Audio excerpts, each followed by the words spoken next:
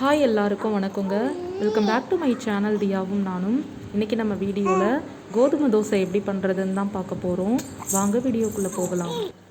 தேவையான அளவுக்கு கோதுமை மாவை நல்லா தோசை மாவு பதத்துக்கு நல்லா கலந்து வச்சுக்கோங்க.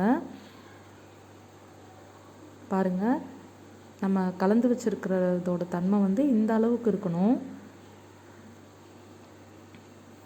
இப்போ ஸ்டவ் பற்ற வச்சு கடாய் வச்சுக்கலாம். கொஞ்சமாக எண்ணெய் ஊற்றிக்கலாம், அதிகமாக தேவையில்லை.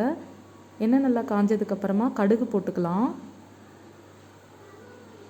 கடுகு நல்லா பொரிஞ்சதுக்கப்புறமா நான் வெங்காயம், பச்சை மிளகாய், கருவேப்பிலை, கொத்தமல்லி இதெல்லாம் ஒன்றா கட் பண்ணி வச்சுருக்கேன். வெங்காயம் எவ்வளோக்கு எவ்வளோ போடுறீங்களோ அவ்வளோக்கு எவ்வளோ அது டேஸ்ட்டாக இருக்கும். உங்களுக்கு பிடிச்சதுன்னா இன்னும் நிறைய கூட சேர்த்துக்கோங்க. நான் ஒரு மீடியம் சைஸ் வெங்காயம் 2 சேர்த்துருக்கேன். இது நல்லா ஃப்ரை பண்ணிக்கலாம். இந்த தோசையில் இது தாங்க ரொம்ப டேஸ்ட்டாக இருக்கும். போதும் இந்தளவுக்கு வதக்குனது. இப்போ நம்ம கலந்து வச்சுருக்க மாவு கலவையில் இப்போ வதக்குன அந்த வெங்காயம் அந்த இதெல்லாம் நம்ம ஆட் பண்ணிக்கலாம். இதை நல்லா சேர்த்து கலக்கிடலாம். இப்போ லாக்டவுன் டைமு, என்ன செய்கிறது எப்படி செய்கிறது அந்த மாதிரிலாம் யோசிச்சுட்டே இருப்போம் நம்ம வீட்டில். இந்த மாதிரி நம்ம ஈவினிங் டைமில் குழந்தைங்களுக்கு இதை ஸ்நாக்ஸாகவும் செஞ்சு கொடுக்கலாம். இது கூட அவங்களுக்கு ஏதாவது தேன், நாட்டு சக்கரை, சாஸ் இந்த மாதிரி வச்சு கொடுத்தா கூட சாப்பிட்ருவாங்க. இதை சும்மாவே சாப்பிட்றதுக்குமே ரொம்ப நல்லாயிருக்கும். தோசைக்கல் வச்சு தோசைக்கல் நல்லா காஞ்சதுக்கப்புறமா இதை ஊற்றிக்கலாம். இது ஊற்றும்போது கொஞ்சம் தவாவில் நல்லா ஒட்டுங்க. அதனால் மிதமான சூடில் வச்சு ஊற்றுங்க. ஆனால் எடுக்கிறதுக்கெல்லாம் நல்லா ஈஸியாக வந்துடுங்க. பாருங்கள் எவ்வளோ ஈஸியாக வந்துருச்சு.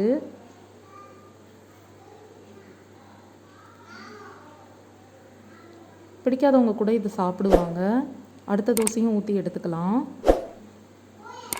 இதே மாதிரி கண்டிப்பாக இதை செஞ்சு கொடுங்க. இன்றைக்கி கோதுமை மாவு நம்ம வீட்டில் எல்லாருக்கிட்டேயும் இருக்கும். கண்டிப்பாக இதை இன்றைக்கி கூட நீங்கள் செஞ்சு கொடுங்க.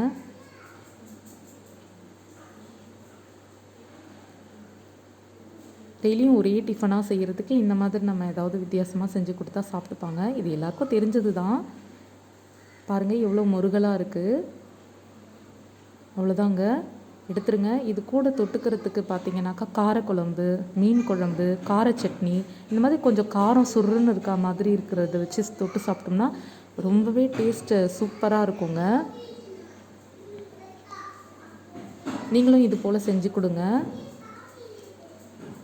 உங்களுக்கு இந்த வீடியோ பிடிச்சிருந்ததுன்னா லைக் பண்ணுங்கள், ஷேர் பண்ணுங்கள், மறக்காமல் நம்ம சேனலுக்கு சப்ஸ்கிரைப் பண்ணுங்கள். நன்றி, வணக்கம்.